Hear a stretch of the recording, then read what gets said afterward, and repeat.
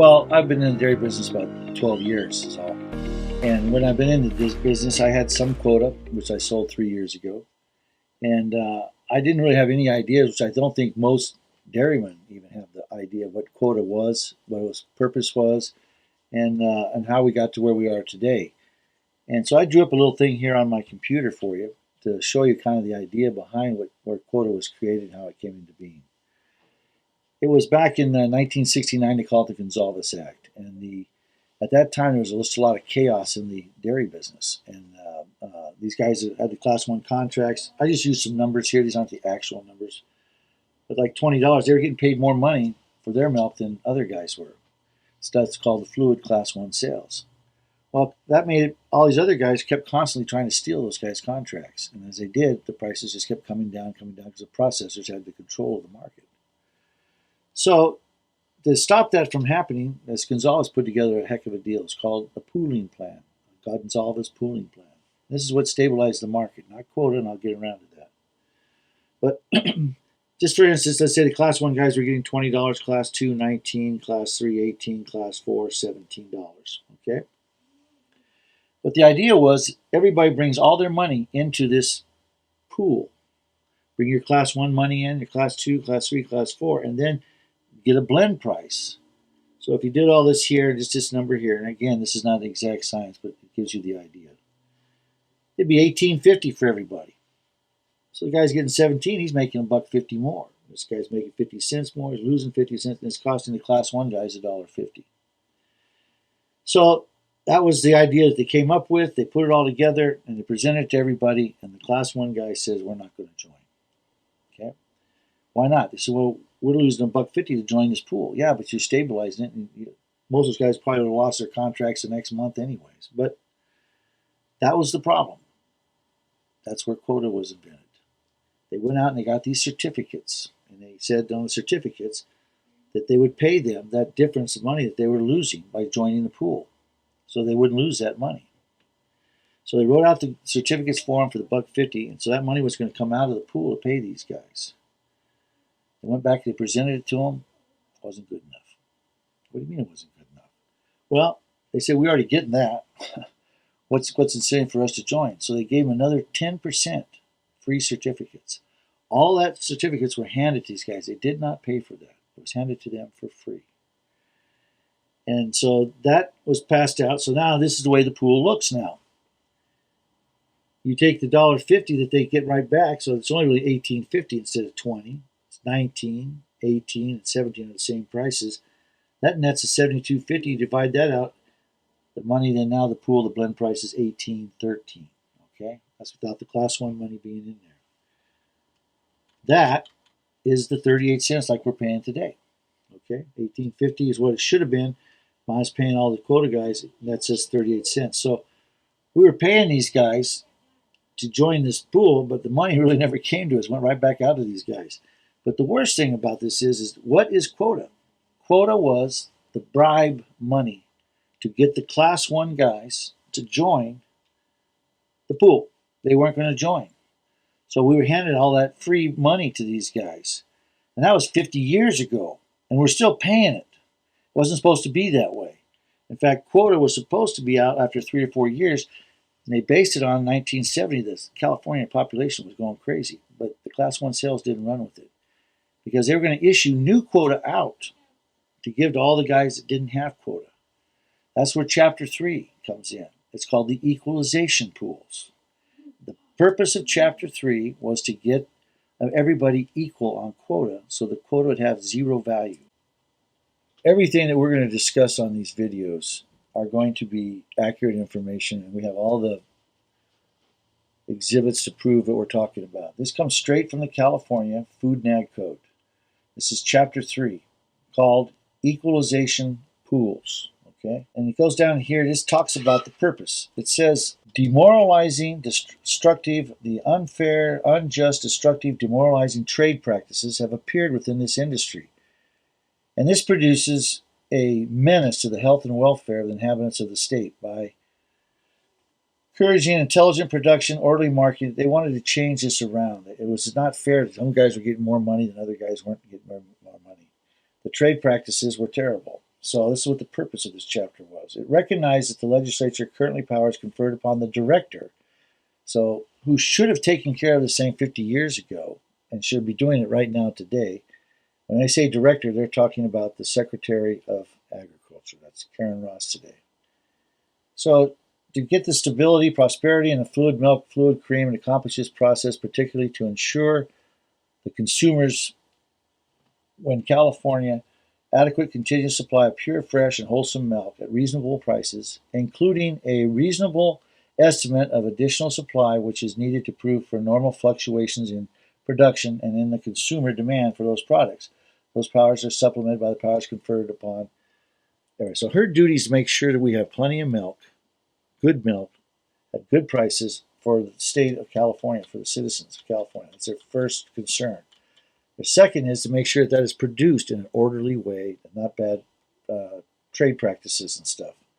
So it says right here, the legislative equalization usage among producers and entry of new producers, like I was a new producer, I come in, I've never got any pounds of quota given to me, contained in the Gonzales Pooling Act. It's originally enacted, the pooling plan adopted thereunder tended to achieve the purpose of the act. However, the provisions for more rapid equalization and additional new entry would make more rapidly and effectively achieve the purposes of this chapter. So they're saying here it needs to be faster. We need to get this equalization done where everybody is equal.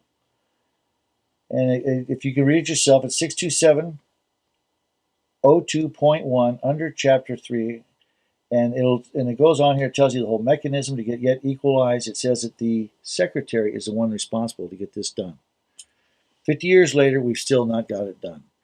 Quota wasn't meant to have a price. Quota, in this chapter here, chapter 3, also, we go down here to 62716, it talks about there's a termination clause where we can terminate quota. And when we terminate it, there is no compensation clause at all in this chapter. It's just not there. The reason why it wasn't there is because they were handed the stuff for free. Why would you have a payment to these guys? So they didn't. 1993-94, when they did chapter 3.5, which is called the milk pooling section, that was the fixed differential. Guess what? They had a termination clause on there. Guess what? No compensation. We did the QIP. There's a termination clause with no compensation on there. So the greatest myth that we really have a problem with is everyone thinking that they're going to get money for their quota when the quota goes out. If they all look at their certificates, on their certificate, there is nothing in there that says you get compensated if it goes zero. In fact, the state says if you sell your dairy and you don't sell your quota to someone within 60 days, that reverts back to the state. You know how much money the state gives you? Zero. So this whole movement that we're fighting today, people just seeing, that usually came from the brokers. The brokers told people, hey, well, should I buy quota or not? What if they take it out? Well, if they take it out, don't worry, they'll have to pay you something for it. That's why we're in this mess today, is because of that myth. It is nowhere on the certificates. You can read these regs until you're blue in the face, and they're not there. They're just not. So when they talk about their $1 billion asset, Mike, it's the reason that $1 billion asset's there is because it's a $1 billion liability on all of us to have to pay that money. Without us, there is no asset. They keep talking about we're trying to take away their asset. We're not trying to take away their asset. We're trying to stop them from taking our asset. We have the right. This thing wasn't meant to go on forever. How long did they expect us to be paying this? 50 years? That's 50 years. $1 billion is paid out every 6.3 years. So 50 years and 6 is 8. That's $8 billion. We have paid out of our pockets and gone into 300 plus guys. It's insane. It's absurd. It's greedy. It's terrible. Should have been stopped a long time ago. So these are all the laws. And you'll also notice why we think it's illegal. They keep talking about the 65% threshold, why we should have our petitions go through there. Total nonsense. The reason why it's nonsense is the biggest amendment and change to the quota program was the fixed differential. They didn't have a petition. They didn't have a referendum. They didn't have a hearing, yet they changed it to these guys getting $1.70 on a regular basis. So it's not the way it's always been done. In fact, when we did ours in 2017 for the QIP, there was no petition. We just started with what they handed us at that meeting, and it wasn't in a hearing. as it's required. It says right here, 62716. If everybody looks at all the documents that we have, that's the biggest thing they argue about in the courts. You need to do exactly like they said in Chapter 3. Well, here it is. Following the required hearing, they didn't have a hearing. We didn't have a hearing, folks. This is why this is illegal. Then it says the director shall submit the pooling plan to producers concerned for approval or disapproval of a statewide referendum. Well, the standalone quota program is not a pooling plan. So what are you talking about here? It doesn't even apply. It goes so far as to say voting in the referendum, so they tell you how the ballot was supposed to be written. And the ballot says here, shall the proposed pooling plan, quota is not a pooling plan, be made effective? Yes or no? That's the ballot. Well, you look at the ballot that you received when we voted in the QIP, it's not this. So then again, they keep quoting these sections that don't apply. They didn't do it, and it's not the way it's always been done. They said this in the court meetings that Cochette and Piers and McCarthy, whatever his name is. Oh, it's always the way it's always been done. It's the way it's got to be done. This is the way it's supposed to be done. You got to have a 65%. Well, that's not there. You go on to the next article here. It's called 3.5. And Chapter 3 should have been eliminated with the federal order because you can't have two pooling plans at the same time. So 3 is gone. So should 3.5. 3.5 is called, as a matter of fact, wait till you see this, it's called, right here, milk pooling. It's the milk pooling chapter. That should have been gone also by rule of law.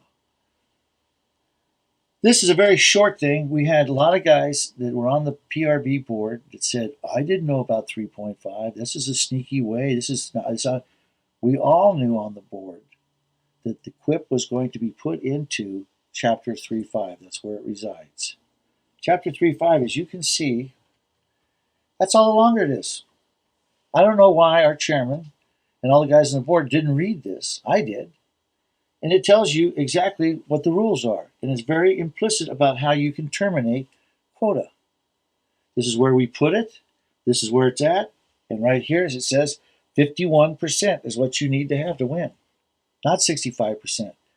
And they take us to court and say, you can't do this. You can't have this. What are you talking about? It's written right here. So most of the people out there at home, I know a lot of these quota people, they don't have any idea. They believe what their leaders tell them. Take the time to go read Chapter 3.5. Take the time to read Chapter 3. If you read these things, you'll understand what we're talking about. We have every right to get rid of paying this tax. And that's what it is, a tax. Now, this is what's interesting part about this. I called up APA, which is Administrative Procedures Act, just the other day. And I had them look up the QIP because you don't see it in the Food and Ag Code. And they did. They couldn't find it. I said, you're kidding me.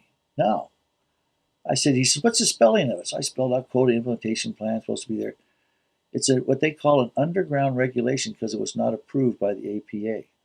It's against the law to tax anybody if it's or any part of the regulation. They can't enforce it until it's been approved by APA.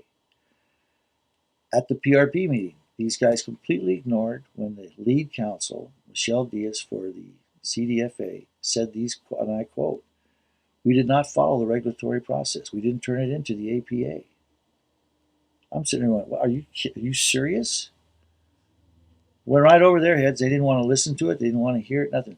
They've been taking our money illegally for 2 years now. And it is absolutely absurd that we can't get anything done with these guys. We had our first petition. In fact, the secretary told us at our meeting, if we just had mild opposition, she would hold a referendum. And I've got those documents. We can put that on the website for them. It shows that mild opposition requires a referendum. Now that she won't throw nothing. We had 356 signatures. 1/3 of the dairy industry asked for a referendum. And that wasn't mild enough for her. And we never had the vote. But our first petition was 283, 288 signatures. We sent these things out. They came back in the mail from all over the state. I didn't know half the guys. So we turned it in. 60 days later, they tell us, Your petition's no good. Why? What's wrong with it? 80%, 80 signatures, yours are invalid. What do you mean invalid? So you're under the threshold. You're at 220. You needed 240. She should have called it just on 240 people. She should have called a referendum. But we said to them, well, show us the 80 signature petitions. I want to see those. See who sent us in bad signatures. You know what they told us? I want everybody to hear this. We brought this up for the PRB board. We brought this up for the co-ops, and nobody made a stink about this. But our civil rights were just stomped on. They said, we don't have to show you those bad petitions. I said, you're kidding me. You can't do that. We turn these in. You got to at least tell us which ones are no good so we don't do it again. Find out who the guys that put these in there, right? To this day, they will not show us those petitions. So if we go to a referendum, what are they going to do then? Oh, you lost the vote by 4 votes. What? Well, can we see the votes? No, we don't have to show them to you. This is the people, we pay these guys to administrate our program, and this is the kind of conversation we're getting. When we asked, how come non-quota guys have to pay into the quota system? Okay, grade B guys don't have to, because there has to be a benefit, either a direct or indirect benefit for someone to tax you. Well, I was told, well, one day you could buy quota, and if you do buy quota, then you could participate in the money. I said, but I'm not buying it. I said, that's no difference than you might going to rent a house from someone who owns a house. And they come to you and say, you need to pay the property taxes. You say, I don't own the house. Yeah, but one day you can buy the house. So since you can buy it one day, we want to charge you the property taxes. It is so totally absurd what they're doing. It's unbelievable. So these are the answers that we were getting. They weren't square up. And the board that chose all this, the PRB board, was put together, is all quota guys, but 13 quota, 2 non-quota. What does that mean? I'll tell you what it means. It's like having a board for the security of the hen house. You have 13 foxes on there and 2 hens. And they're writing the rules for how they're going to run the security of the hen house. First thing they're doing, they're getting rid of the guard dog. Second thing, it is like, you cannot believe it until you sit there and listen to one of those meetings. And we have asked the secretary, we have asked all of his, could we just get a fair representation? It should be like 9-6 or 8-7 is what the board should be if it represented us, proportionately out there. But it is not that way. In fact, they even made up the rules that said, if you want to change anything, if you want to terminate anything, you have to run it through them first. This is what we're facing today. Okay, so I mean, this is not a nice deal. It's illegal. We have a right to vote to take this thing out. We have a right to vote to take this thing out, and that's what we're asking for. We have 2 of those lawsuits we're appealing. We've also turned them into the APA. We turned them into the Fair Political Practice Commissions, and we think it was a conflict of interest what they were doing. So there's a lot happening right now. This thing should be over with hopefully soon. We've been doing this for 2 years. I pay $1,000 a day. That's $730,000 I have paid to these guys. If that's not enough money, I don't know what is. Enough is enough. It was never supposed to last this long. Look at your certificates. All those guys that they cried, they said the small farmers, we have more small dairies than the quota boys do. Our people are going out of business. They're crying about maybe going out of business. And the last thing on that is, all we're asking is a level playing field. We pay the same bills that they pay. Same, except for one. We pay them a welfare check. First, I want to thank you for sitting through our video and taking the time to look at this. We all need to look at this. It's our dairy industry. We're proud to be a part of it. And what we need to have is honest discourse from both sides so everyone can make good decisions. Good decisions come from good information. And we always will supply our documents to show where we're coming from. You can get this website by just going to stop, S-T-O-P, QIP, QIP Tax. You click that on, this will come up here, also on Facebook. And you'll see we got updates, news, all kinds of stuff on this website. Thank you very much for taking the time for our industry. It's important to us.